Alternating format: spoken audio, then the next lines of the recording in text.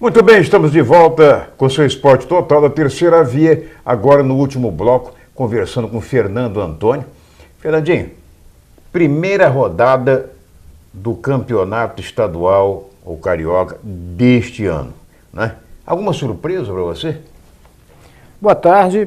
Olha, a surpresa veio de acordo com o que nós nunca poderíamos imaginar que pudesse acontecer. Um fracasso de público, fracasso de rendimento técnico, uma competição que nem parece ser uma Taça Guanabara tão tradicional no futebol do Rio de Janeiro.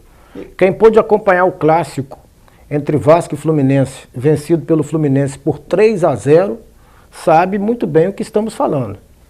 Eu acredito que com esse regulamento a federação vai assassinar muito mais rápido do que imaginávamos o futebol do Rio de Janeiro.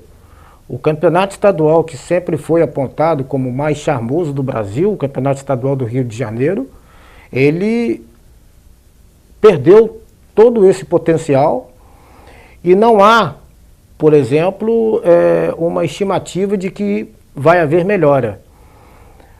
E o Bangu foi o clube que talvez tenha levado o maior público por conta da estreia do Louco Abreu na disputa contra a Portuguesa, 2-2, um resultado que o Bangu não imaginava. Talvez o estádio Proletário, Estação Guilherme da Silveira Filho, tenha tido nesse fim de semana o maior público, considerando todos os jogos que foram disputados pela primeira rodada da Taça Guanabara. E o detalhe, Fernando, é o seguinte, é que as duas equipes que subiram, né, na tal seletiva, o Nova Iguaçu, não é? E a Portuguesa não perderam. A Portuguesa empatou com o Bangu em 2-2 e no final da partida mostrou ter muito mais fôlego do que o próprio Bangu, porque mostrou um bom preparo. Isso é até louvável, porque vinha de ritmo de competição. O Bangu realizou apenas 2 amistosos antes de sua estreia e a Portuguesa vindo de uma sequência de jogos pela seletiva. E o Nova Iguaçu tem uma boa equipe, tem uma boa estrutura, também vindo de uma sequência de jogos, mostrou estar preparado para disputar a Taça Guanabara.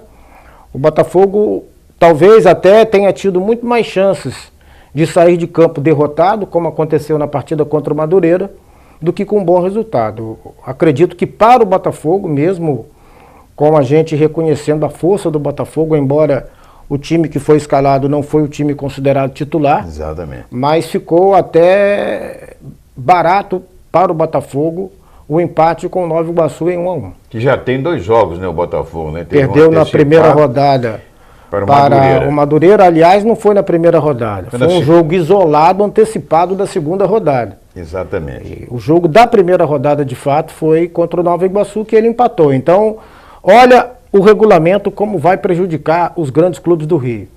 O Botafogo, em 2 rodadas, ele conquistou apenas 1 ponto. Ou seja, ele já tem 5 pontos perdidos. Para alcançar o título, vai ficar difícil, porque é um campeonato de tiro curto. Quando você tem uma competição com maior número de clubes, principalmente com uma presença mais intensa do interior, você dá aos grandes a possibilidade e a chance de uma retomada de resultados. E quando você tem uma competição dentro desse porte que a federação montou, o grande, se já vem de resultado ruim para um time pequeno, e o Botafogo, no caso, numa sequência de 2 jogos sem vencer, ele perde um clássico, ele está fora. E você me dizia o risco do Botafogo, por exemplo, enfrentar um Colo-Colo pela Libertadores, ser eliminado, vamos dizer assim, porque é o jogo de mata-mata, aquela fase do mata-mata, e ficar mal nos dois, se dar mal no começo do ano. Eu sou contra essa história de você poupar jogadores. Se você paga ao atleta e se ele está compromissado em disputar competições oficiais, no caso do Botafogo, Taça Guanabara e Libertadores, você tem que escalar o que você tem de melhor. Essa história de ficar colocando o time em reserva, isso não existe. Você pode até fazer, mas há uma linha de risco.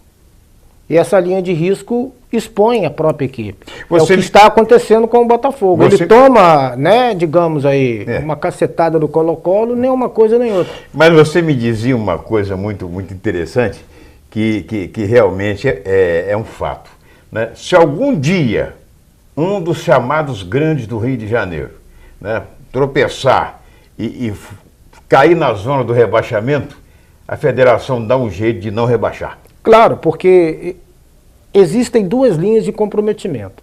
A primeira é o patrocinador.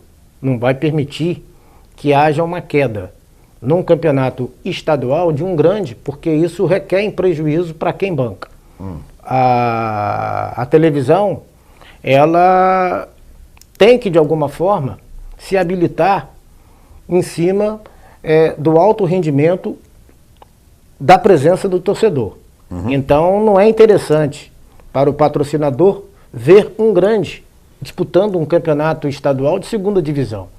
Já com relação à CBF, é diferente, porque você tem várias opções. Tanto que grandes clubes brasileiros já caíram. Mas você tem como tirar essa diferença, porque o Campeonato Brasileiro é o maior campeonato do mundo. Não há nenhum país com o número de clubes na primeira divisão, como temos no Brasil. Então é diferente. Agora, em se tratando de campeonato estadual, no Rio, o dia que isso acontecer, tanto é que nunca aconteceu, mas se algum dia acontecer, tanto a federação quanto o patrocinador não vão permitir. Permite. Agora, uma pergunta que não quer calar, principalmente na torcida do Vasco. Cristóvão Borges se segura no cargo até o final do campeonato? Não. E não vou nem falar sobre a qualidade ou não do trabalho dele. A estrutura do Vasco é ruim hoje.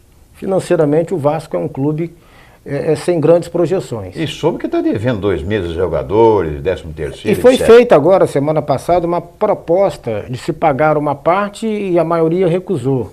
Quer receber pelo menos um mês. Por aí você vê. Que é o mês de novembro. Isso reflete no trabalho do treinador. E uma outra coisa, por várias vezes, né, o Cristóvão Borges já passou pelo Vasco, pelo Fluminense, esteve recentemente no Corinthians. É um treinador que tem, né, um bom diálogo com o grupo. Mas, por alguns comentários de cronistas, que na verdade são cronistas experientes, com um profundo conhecimento de futebol, dentro desses comentários que nós já ouvimos, o Cristóvão tem muitas limitações.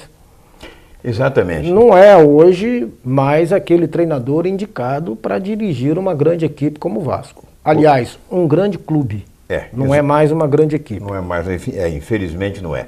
Ô Fernando, a gente vai encerrar o programa aqui, mas vamos voltar no decorrer da semana, a gente falando sobre, justamente, possivelmente amanhã ou depois, falando sobre o futebol nosso, sobre a situação dos clubes de campos, situação que não é nada interessante, nada boa, as perspectivas não são das melhores, e até mesmo sobre o Macaé, que o Macaé começou mal ontem, perdeu com gols 48 do segundo tempo para o Madureira, que se mantém invicto e líder no seu grupo do campeonato estadual. Bem dirigido pelo Paulo César Guzmão. Exatamente. Minha gente, obrigado a você pelo carinho da audiência, um abraço a todos e até amanhã.